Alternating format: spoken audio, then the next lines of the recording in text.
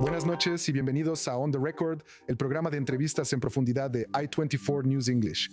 La reciente guerra con Irán afectó a varios países de la región, pero quizás el que se vio afectado de una forma más particular fue Irak, que fue el único país donde ambos bandos del conflicto se atacaron entre sí en su territorio. Durante los últimos más de 20 años, Bagdad ha luchado por mantener un delicado equilibrio entre su dependencia de Estados Unidos y su dependencia de Irán, lo que la ha transformado en un campo de batalla de influencia para ambos. Hoy, bajo un gobierno recién electo, Bagdad está mostrando señales iniciales de su intención de reducir la influencia iraní en sus fuerzas armadas, pero el camino es largo e Irán probablemente no se quedará de brazos cruzados. Para analizar todo esto, esta noche me acompaña Elizabeth Tsurkov.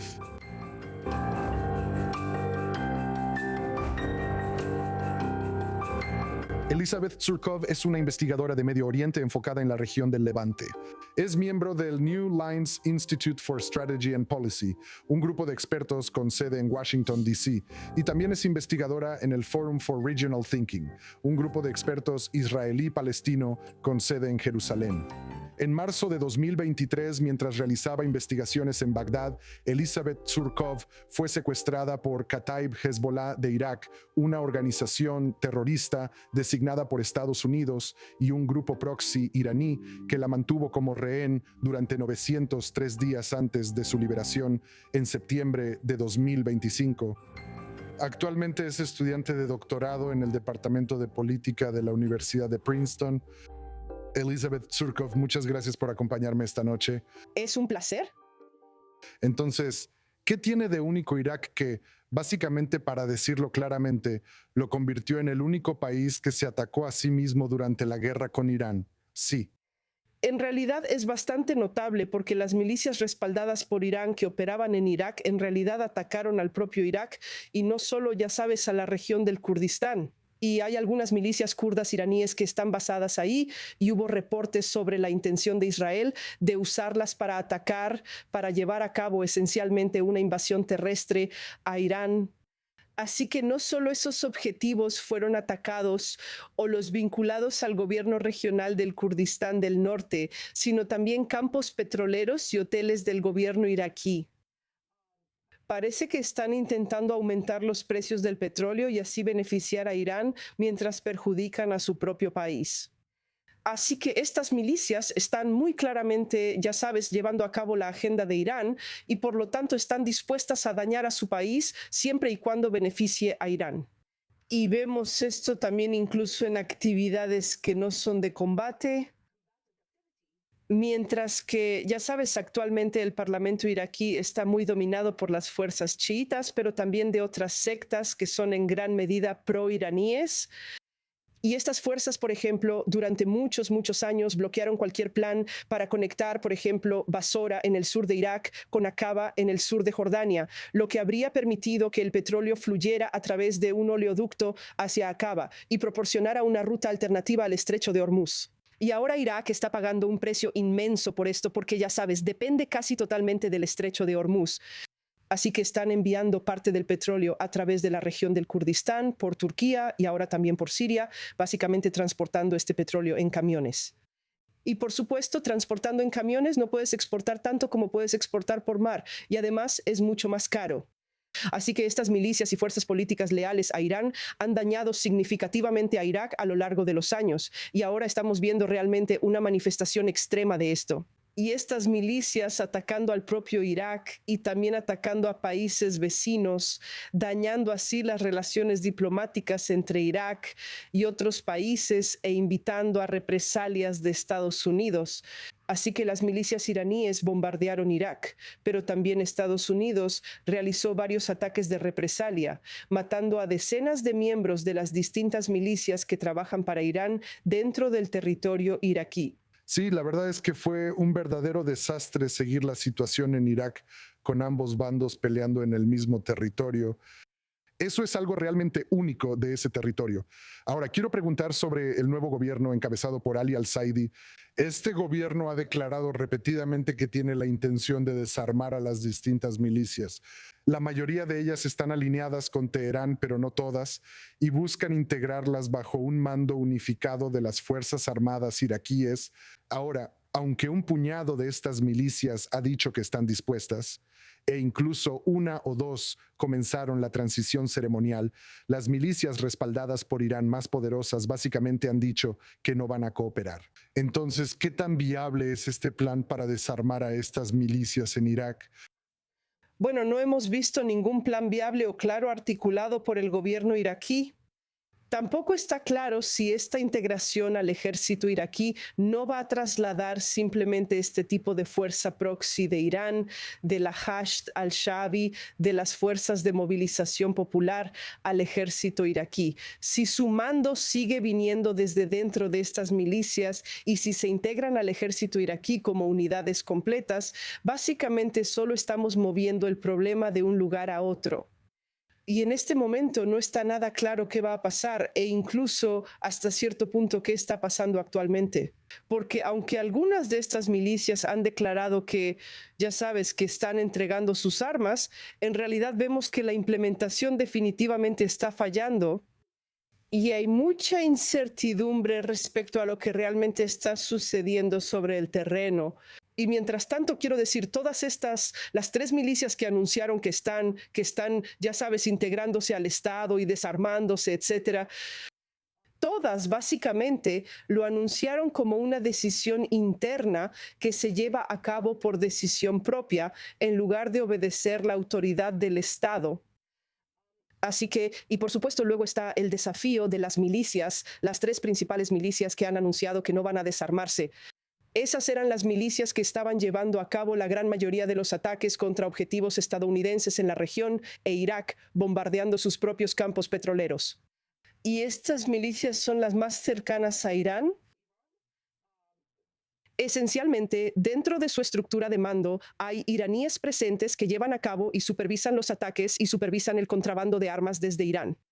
Y por lo tanto, sin tratar con estas milicias, incluso si las otras milicias realmente se integran a las fuerzas de seguridad iraquíes de una manera verificable y realmente se disuelven, no vamos a resolver el problema de las milicias.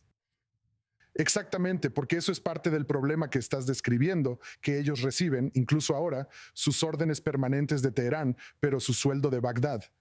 Y entonces, una vez que se integren a las Fuerzas Armadas, eso realmente no va a cambiar. Sin embargo, tienes al vocero del gobierno iraquí diciendo en la televisión emiratí apenas la semana pasada que el proceso de desarme está avanzando muy bien, de manera fluida.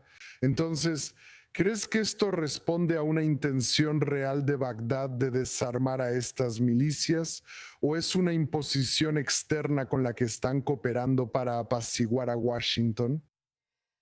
Creo que las fuerzas en Irak que están impulsando el desarme de estas milicias realmente están interesadas en esto. Para evitarle a Irak el problema de verse involucrado en guerras regionales y también para simplemente obtener más poder, porque estas milicias básicamente están socavando esa especie de estado profundo no vinculado a las milicias. Por lo tanto, les conviene debilitar a sus rivales que dependen de tener armas en sus manos para forzar todo tipo de decisiones políticas. Pero el Estado iraquí realmente no posee muchas cartas que pueda usar. Por ejemplo, no va a usar al ejército para ir tras las milicias que han declarado que no van a desarmarse. Y realmente creo que hasta qué punto estas milicias, aquellas que ya han anunciado que se están desarmando, y las que se han negado y las que no han hecho ninguna declaración clara, realmente, dependerá de qué tan decidida esté la administración de Trump para llevar adelante este proceso. Y tengo que decir que estas milicias y, en general, el eje iraní realmente ve a la administración de Trump como hostil hacia ellos y que necesitamos buscar algún tipo de acuerdo mientras ellos estén en el poder. Pero claro, la administración de Trump no va a durar para siempre. Y este proceso de desarme es completamente reversible porque la frontera con Irán sigue abierta y está bajo el control de estas milicias. E incluso las armas que, digamos, se entregan al Estado, quiero decir, pueden ser recuperadas en cualquier momento, ¿verdad? Entonces, si tuvieras que ponerlo en un eje de influencia de Estados Unidos versus influencia iraní, ¿dónde colocarías a este nuevo gobierno iraquí más alineado con Estados Unidos, tratando de alinearse o todavía muy influido por Irán? Definitivamente están buscando alinearse más con Estados Unidos y ganarse el favor de la administración de Trump. Lo vemos en múltiples decisiones que se han tomado. Pero al final del día, el problema es que no tienen una manera creíble de amenazar a estas milicias. La única que tiene esa capacidad es la administración de Trump y luego queda la pregunta de si estarán dispuestos a usar la fuerza. Porque, por ejemplo, vimos que durante la guerra contra Irán, la guerra de 40 días, sí, dispararon contra estas milicias, las bombardearon, mataron a varios, como docenas de miembros de estas milicias, pero aún así, en gran parte fue en represalia y en defensa propia, según la percepción de Estados Unidos. No fue una campaña masiva, ya sabes, contra estas milicias. Y creo que las milicias, a menos que crean que esto es algo posible, que esto podría suceder, que está sobre la mesa, no tienen razón para desarmarse. Las milicias que han declarado muy claramente que no van a desarmarse, lo que incluye a Kataib Zair al-Shuhada, Kataib Hezbollah y Harakat al-Nujaba. Estas milicias no poseen un poder parlamentario significativo ni poder dentro del Estado iraquí, a diferencia de las milicias que han anunciado que de alguna manera se están fusionando, desarmando, lo que sea. Y por lo tanto, para ellas, entregar sus armas es una verdadera pérdida de poder, a diferencia de las otras milicias que, ya sabes, están anunciando su fusión. Además, muchas de las personas dentro de estas milicias son realmente leales a Irán y por lo tanto, desarmarse no es una opción porque estas armas sirven a Irán. Entonces, en ausencia de una amenaza creíble, van a seguir manteniéndolas. De hecho, tu último punto realmente me lleva a la siguiente pregunta. Ahora, bajo la constitución de reparto de poder sectario de Irak, el puesto de primer ministro está reservado para la mayoría chiita en Irak. Ahora, quizá la figura política más prominente en Irak es el clérigo chiita Muqtada al-Sadr. Ahora, su bloque político renunció al Parlamento en 2022 y no han vuelto a presentarse a las elecciones parlamentarias. ¿Podrías explicarnos brevemente quién es Muqtada al-Sadr? ¿Por qué es tan influyente en Irak? Y personalmente mi pregunta más curiosa es, ¿por qué su bloque político no está participando en el juego parlamentario a pesar de su prominencia? Esas son excelentes preguntas. La corriente sadrista en Irak es el tema de mi tesis, de mi investigación, y por lo tanto, antes de que me secuestraran, realicé, ya sabes, docenas de entrevistas con sadristas, personas de la corriente sadrista, para tratar de entender el atractivo de este movimiento para la clase baja de Irak, la clase baja chiita. El movimiento sadrista esencialmente obtuvo la bancada más numerosa en el Parlamento en las elecciones de 2021. Obtuvo 73 escaños y básicamente deseaba formar un gobierno que, por primera vez en la historia de Irak, sería un gobierno de mayoría que excluiría contra algunas fuerzas proiraníes. Esto se debe en gran parte a una especie de animosidad política y no tanto ideológica, porque la competencia en Irak entre las diversas fuerzas políticas no es realmente ideológica. Es un sistema político donde las personas compiten por repartirse el botín, que son las arcas del Estado. Así que intentó formar un gobierno de mayoría con aliados kurdos y el KDP y con aliados sunitas, Takadum, encabezado por Muhammad al-Halbusi. Y básicamente no pudo hacerlo debido a una combinación de violencia política ejercida por las milicias y también a un fallo de la Corte Suprema. La Corte Suprema en Irak está dominada por partidos respaldados por Irán. Ellos nombran a los jueces. Y como resultado, dieron una interpretación muy extraña, muy creativa de la constitución iraquí, que básicamente impide la posibilidad de formar un gobierno de mayoría en Irak. Básicamente necesitas tener un gobierno que incluya a todos. Entonces esto sucedió y luego él boicoteó el sistema. Y luego básicamente decidió renunciar al Parlamento. Ahora no me queda claro. Nunca, ya sabes, he hablado con Muqtada al-Sadr. No me queda claro exactamente qué estaba pensando en ese momento. Es muy posible, y esto es lo que creen algunas personas que lo conocen, que él pensó que su anuncio de renuncia no sería aceptado. Y básicamente que esto sería una medida de presión y que en realidad no tenía la intención de retirarse del Parlamento. Pero obviamente los otros bloques políticos aceptaron esta renuncia y esencialmente los candidatos proiraníes que habían quedado en segundo lugar en las elecciones, en los distintos bloques electorales donde los sadristas habían ganado 73 escaños, entraron al Parlamento en lugar de ellos. Y así el Parlamento quedó completamente dominado, el bloque chiita es totalmente proiraní. Y eso es lo que me tiene tan curioso, porque Muqtada al-Sadr se hizo de un hombre siendo un agitador en contra de cualquier influencia extranjera. Sí, su milicia luchó contra las fuerzas estadounidenses hace décadas. Y aquí tienes a la figura política más prominente en Irak, que al menos tiene el capital político para combatir la influencia de Irán en Irak. Un objetivo que aparentemente Bagdad busca, pero él no está entrando en ese juego. Y entonces, básicamente, en este vacío, como lo estás describiendo, los elementos proiraníes han tomado el control. Entonces, si alguien que se ha hecho un nombre por oponerse a la influencia extranjera, ¿por qué esa energía no se está desviando ahora para deshacerse de la influencia iraní en Irak? Sí, esa es una buena pregunta y no me queda claro por qué no participaron en las elecciones. Quiero decir, es esencialmente un movimiento muy unitario. Es la decisión de Muqtada al-Sadr. Y él decidió no participar. Y sus decisiones, incluso las personas que están muy cerca de él, tienen dificultades para interpretar qué hay detrás de esto. Él es una figura bastante voluble y toma una decisión y luego, meses o años después, toma una decisión que contradice completamente la decisión anterior. Pero lo que escucho de personas dentro de las corrientes sadristas es que sí tienen la intención de volver a participar en el futuro en las elecciones parlamentarias. Y era bastante posible que hubieran participado en las elecciones anteriores porque Sadr sí les pidió a sus seguidores que renovaran sus credenciales de elector, pero al final del día decidió no participar. Él pidió varias concesiones que beneficiarían a su bloque político, incluyendo cambiar la ley electoral para poder participar. Y esas concesiones no le fueron otorgadas. Y por lo tanto, no participó. Pero creo que en el futuro volverán a la política. Pienso que la experiencia de estar fuera de la política es beneficiosa hasta cierto punto, porque a la base del movimiento Sadr realmente le gusta, como a la base más fiel, porque sienten que son la verdadera oposición al orden político corrupto y que no están cargando con la culpa de que, ya sabes, el país está en una situación económica terrible y los servicios son horribles, etcétera. La electricidad, el agua, los hospitales, las carreteras, todo está en un estado terrible, a pesar de que Irak es increíblemente rico. Pero claro, hay personas que se sintieron atraídas por el movimiento de Sadr en años más recientes y se unieron porque era muy poderoso y básicamente disfrutaban del acceso al poder y al clientelismo. Y ese tipo de personas básicamente cada vez más se están alejando del movimiento de Sadr.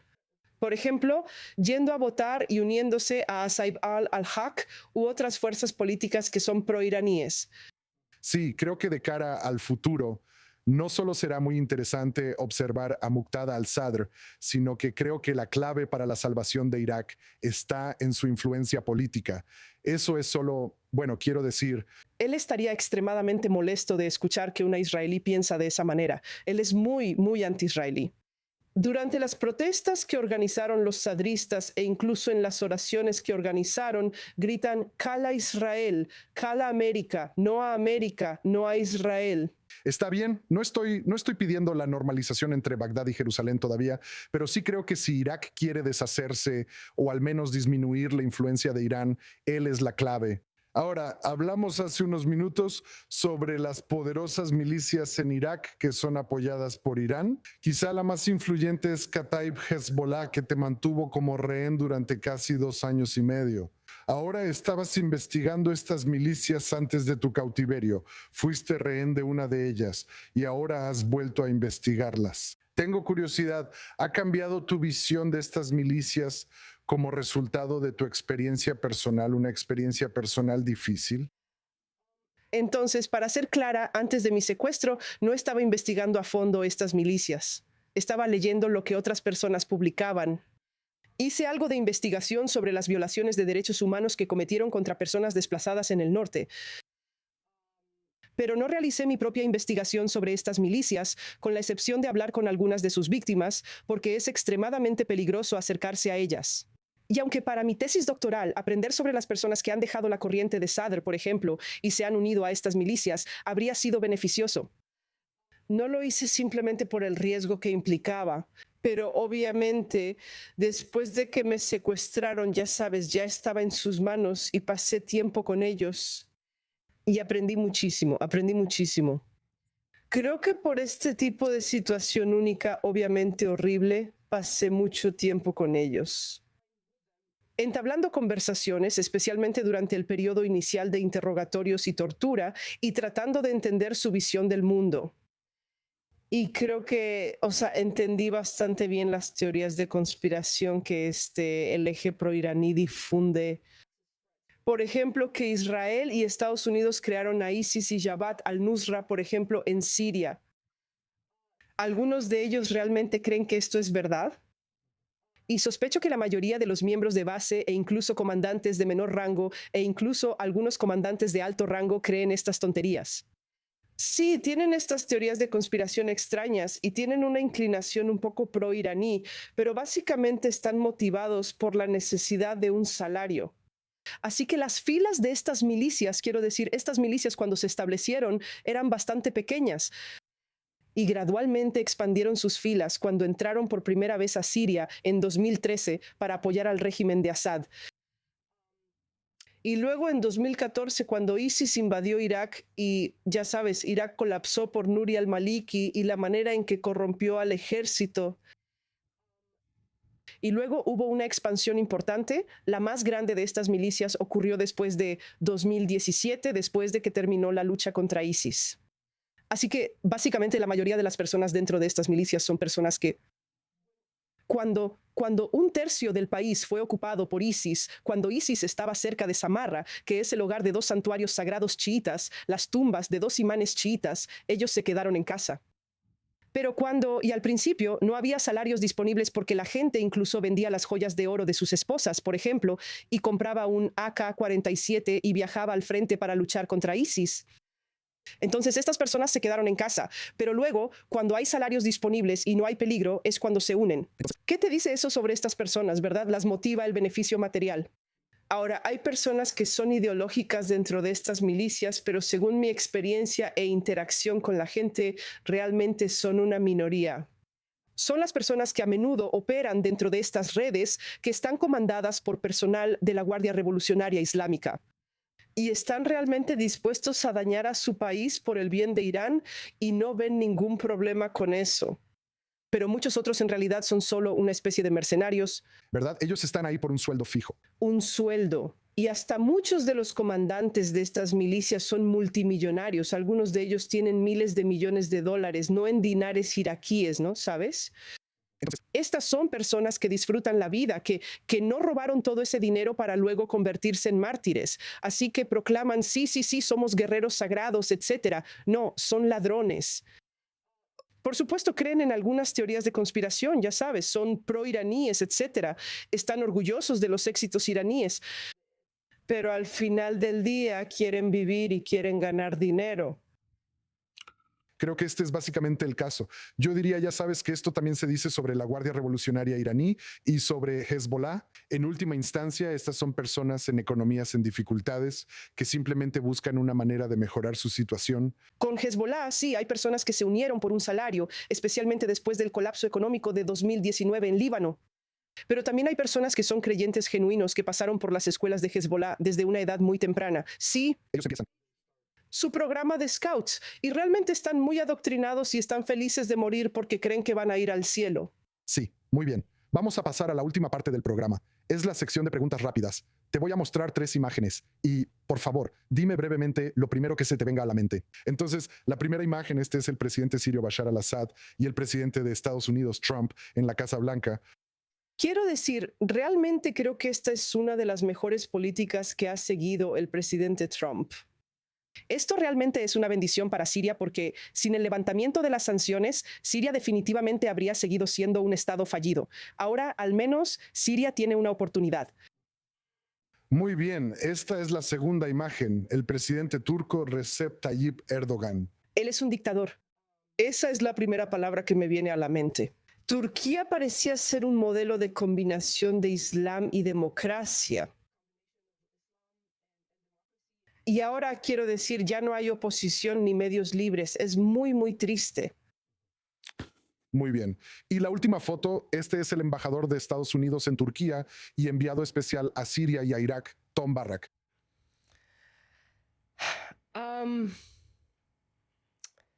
Él tiene buenas intenciones, digámoslo así. Muy bien. Gracias por tu sinceridad.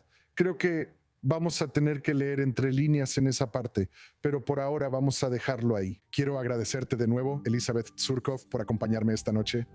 Sintonízanos la próxima semana aquí en On The Record. Puedes encontrar el episodio de hoy y todos los programas anteriores en YouTube y Spotify. Gracias por vernos.